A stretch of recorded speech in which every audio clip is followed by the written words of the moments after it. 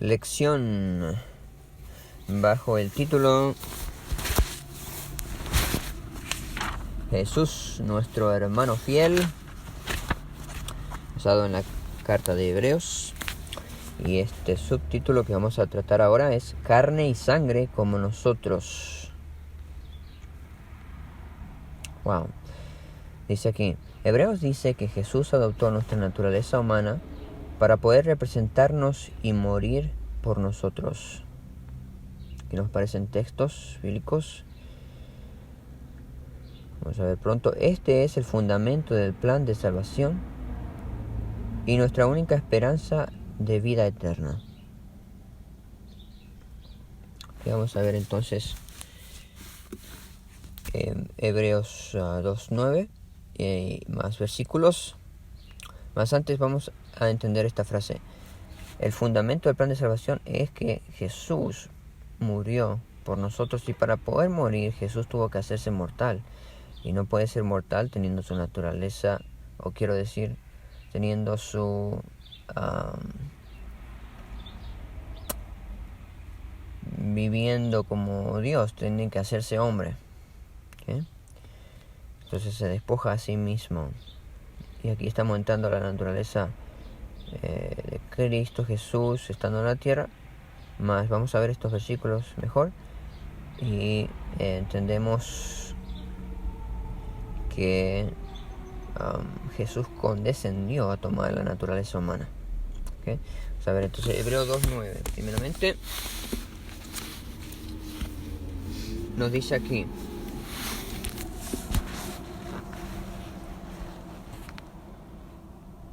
bueno, comienza diciendo sin embargo. Vamos a ver una vez más. El contexto es aquí, es el autor de la salvación. Este capítulo nos habla acerca de Jesucristo tomando como hombre. Y vamos a ver aquí. Estamos en Hebreos capítulo 2. Estoy viendo el comentario bíblico. Nos ayuda para ver un poquito el bosquejo del capítulo 2.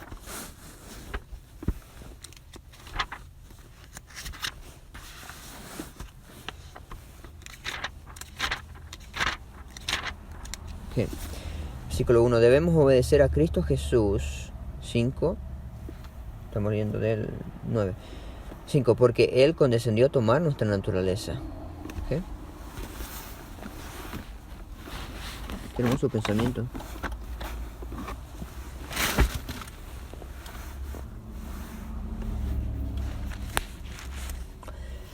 ¿Sabe qué podemos decir? De que todas las personas que serán salvas son las personas que dieron, que son en sí agradecidas por lo que Jesucristo hizo.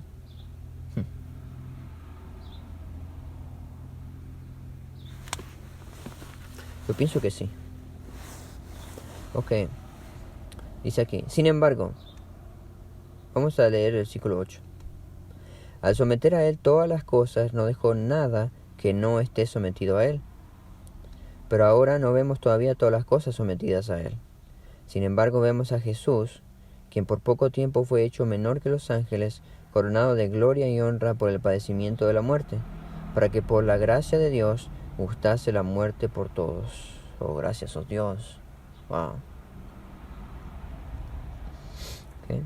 Vemos entonces que el énfasis que estamos tratando es en cuanto a que Él fue hecho menor que los ángeles y que tuvo que morir, y que por Dios Padre, por su gracia, fue que esta muerte equivale, es decir, representa, ahí está la palabra que representa de la lección, a todos nosotros, es decir, nuestra muerte, nuestra segunda muerte.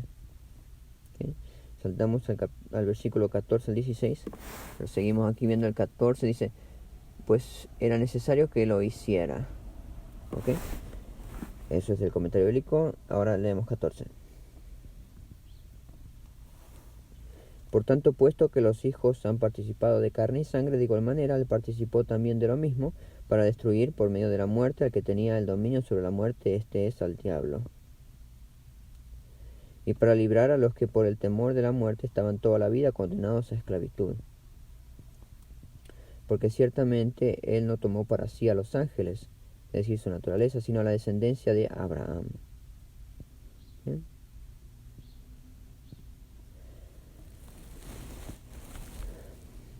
Sí. Vemos de este versículo de que era necesario de que Jesucristo tomase la naturaleza humana para poder vencer por medio de la muerte a quien tenía el dominio de la muerte. Ahora Jesús tiene las llaves de la muerte. Y para librarnos, y qué grandioso. Vamos al capítulo 10, versículos 5 al 10.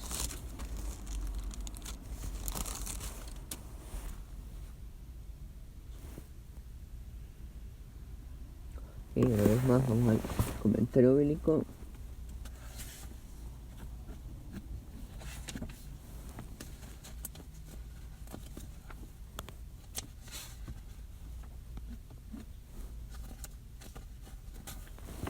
Ok, nos dice aquí: la inferioridad de los sacrificios de la ley ceremonial. ¿Okay? Ese es el contexto. Por lo tanto, entrando en el mundo, Él dice: sacrificio y ofrenda no quisiste, pero me preparaste un cuerpo. Holocaustos y sacrificios por el pecado no te agradaron. Entonces dije: heme aquí para hacer, oh Dios, tu voluntad. Como en el rollo del libro está escrito de mí. Esto está en Salmos 46 al 8. Habiendo dicho arriba: sacrificios, ofrendas y holocaustos por el pecado no quisiste, ni te agradaron, cosas que se ofrecen según la ley. Luego dijo: heme aquí para hacer tu voluntad. Él quita lo primero para establecer lo segundo. Es en esa voluntad que somos santificados mediante la ofrenda del cuerpo de Jesucristo, hecha una vez para siempre. Amén.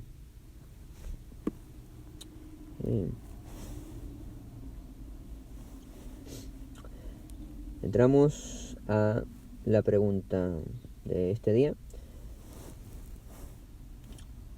o una de ellas. Mateo 16, 17, Gálatas 1, 16, Corintios, Efesios.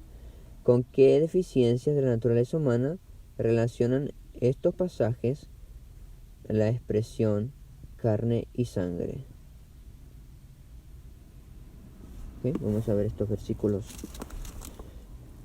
La pregunta en sí está haciendo es: ¿qué significó o qué debilidades tomó Jesucristo al tomar la naturaleza humana? ¿Okay? Mateo capítulo 16, 17.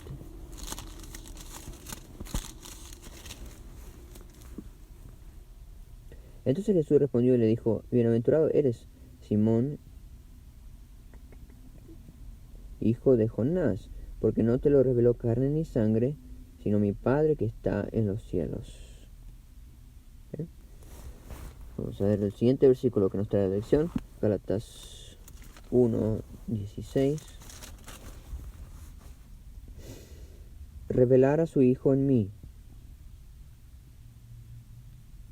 para que yo lo anunciase entre los gentiles. No consulté de inmediato con ningún hombre, ni subí a Jerusalén a los que fueron apóstoles antes que yo,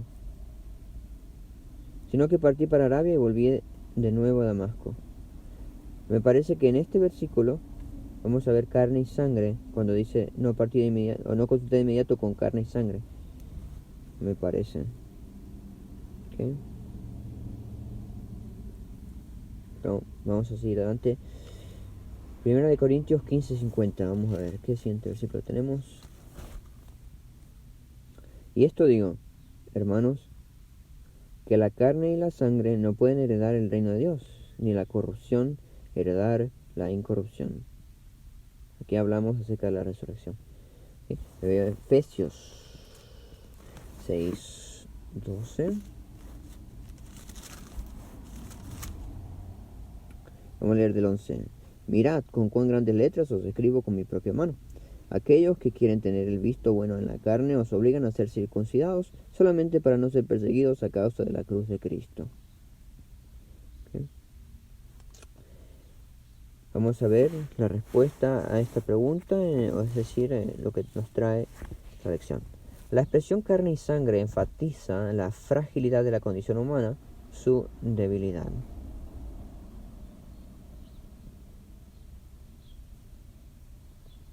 Falta de entendimiento. Mateo 16, 17.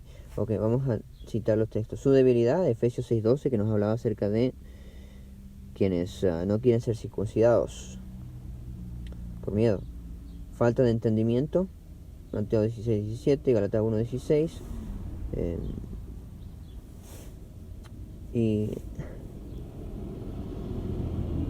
vimos de Gálatas 1, 16 que no consultó con carne y sangre, y Pablo, en cuanto a su revelación, su experiencia, no consultó de inmediato, dice.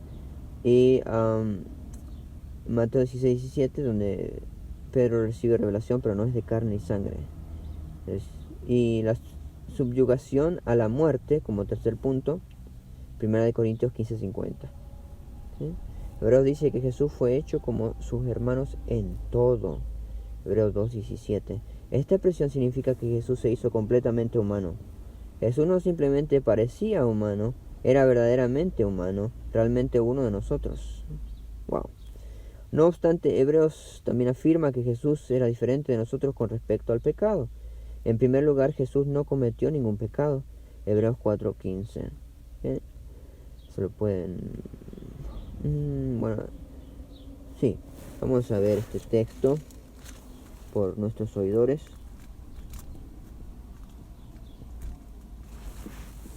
Hebreos 4:15. Dice: porque no tenemos un sumo sacerdote que no puede compadecerse de nuestras debilidades, pues él fue tentado en todo igual que nosotros, pero sin pecado. ¿Bien? Bien. En segundo lugar, estamos hablando de la naturaleza de Cristo. Jesús tenía una naturaleza humana que era santa, inocente, sin mancha, apartada de los pecadores. Hebreos 7, 26. Vamos a ver este texto.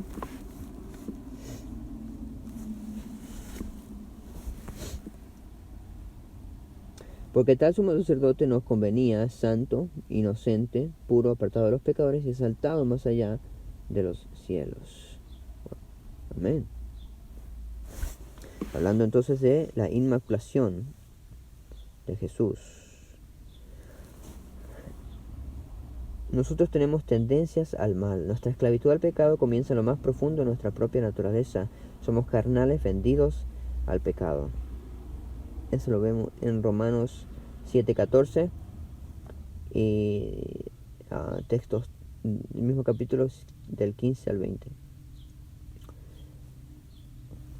El orgullo y otras motivaciones pecaminosas contaminan hasta nuestras buenas acciones. ¿No? Impresionante. Es decir, manchamos las cosas de pecado. Es como un leproso, ahí está. Lo que toca un leproso, porque él está mal. No obstante, la naturaleza de Jesús no estaba ensombrecida por el pecado. Así tenía que ser. Si Jesús hubiera sido carnal, vendido al pecado como nosotros, también habría necesitado un Salvador. En cambio, Jesús vino como Salvador y se ofreció a sí mismo como sacrificio sin mancha a Dios en nuestro favor. Amén. ¿Okay? Hebreos 7, 26 al 28. Vamos a ver este texto. Porque tal sumo sacerdote nos convenía, santo, inocente, puro, apartado de los pecadores, exaltado más allá de los cielos. Él no tiene cada día la necesidad, como los otros sumos sacerdotes, de ofrecer sacrificios, primero por sus propios pecados y luego por los del pueblo, porque esto lo hizo una vez para siempre, ofreciéndose a sí mismo. La ley constituye como sumos sacerdotes a hombres débiles, pero la palabra del juramento posterior a la ley constituyó al Hijo, hecho perfecto para siempre.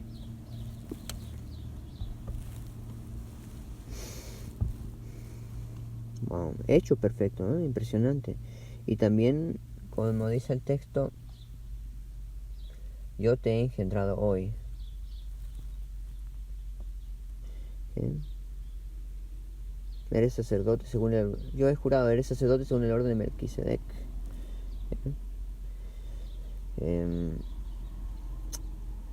Vemos de que Él es hecho perfecto, Él es inocente, puro, santo. ¿Sí? Vamos a ver el capítulo 9, 14. Esto que acabamos de leer está bajo el subtítulo de Jesús, sacerdote del pacto superior. El 9:14 hablando todavía de la pureza de Jesús. 9:14 dice: cuanto más la sangre de Cristo, que mediante el Espíritu Eterno se ofreció a sí mismo sin mancha a Dios, limpiará nuestras conciencias de las obras muertas para servir al Dios vivo. Amén. Gloria a Dios.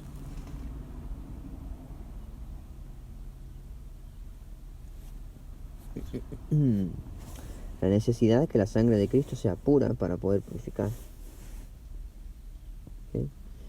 Vamos a ver aquí, dice: luego Jesús destruyó el poder del diablo al morir por nuestros pecados, como la ofrenda inmaculada, y así logró nuestro perdón y reconciliación con Dios. Amén. Hebreos 2, 14 al 17. Ya hemos leído hasta el 16. Vamos a ver.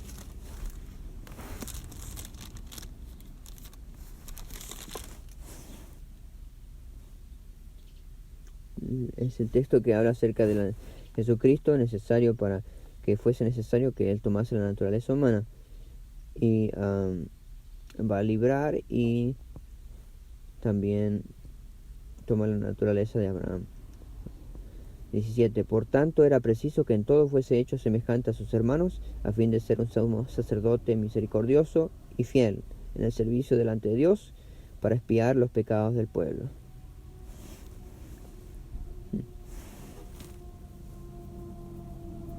Gracias a Dios. Wow. Jesús también destruyó el poder del pecado. Amén. No solo el poder de Satanás, sino el poder del pecado. Gloria a Dios. Al darnos poder para vivir una vida justa a través del cumplimiento de la promesa del nuevo pacto de escribir la ley en nuestro corazón. Hebreos 8:10.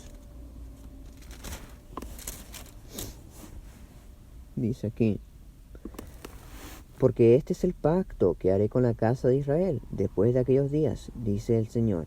Pondré mis leyes en la mente de ellos y en sus corazones las inscribiré. Y yo seré para ellos Dios y para mí ellos serán pueblo. Wow. Lo grandioso de que si te sientes inmundo, pecador, culpable, malo, vil, puedes orar a Dios y Él ha hecho un pacto de que si lo aceptas, Él escribirá su ley, es decir, Él transformará tu corazón. Como dice David en el Salmo 51, renueva un espíritu recto dentro de mí, dame un corazón puro. Amén, gloria a Dios por el poder lograr, nosotros sí, así lo deseamos, de cambiarnos de malos a buenos. Así, Jesús ha derrotado al enemigo y efectivamente nos ha liberado para que ahora podamos servir al Dios viviente. A ver, Hebreos 9:14.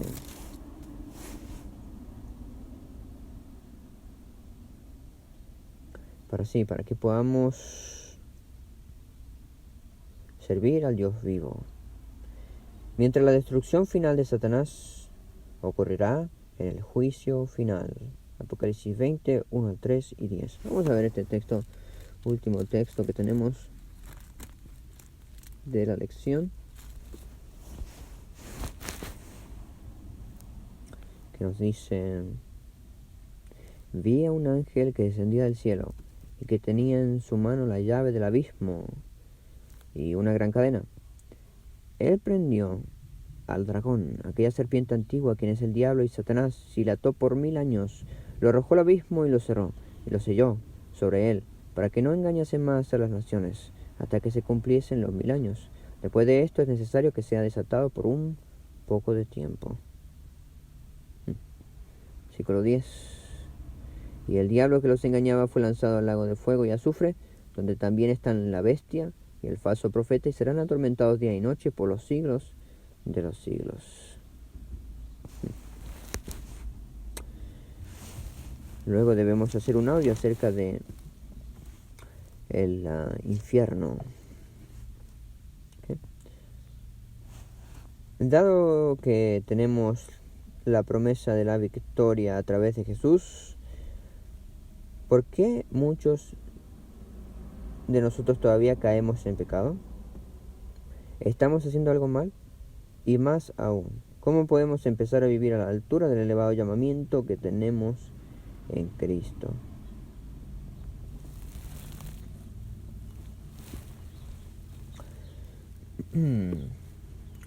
La historia que se me viene a mí es la historia de Pedro. Pedro le dijo algo imposible a Jesús. Le dijo: si eres tú, manda que camine sobre las aguas hacia ti. Jesús le dijo: ven. Y una vez que Pedro comenzó a caminar, caminó cierto tramo, pero luego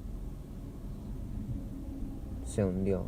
Y la pregunta fue de Jesús, clave para responder aquí de la lección: ¿por qué se cae? Por la duda. ¿Por qué dudaste?, le dijo. Es decir, que las promesas están firmes como ancla. Dios es fiel, y en sí ha probado en Jesucristo su capacidad y su poder para hacer que el hombre pueda obedecer. ¿Por qué?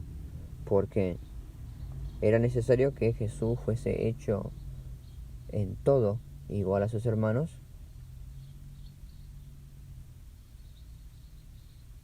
Ahora es el hecho, o es el sumo sacerdote a quien podemos pedir oportuno socorro en oración y fe.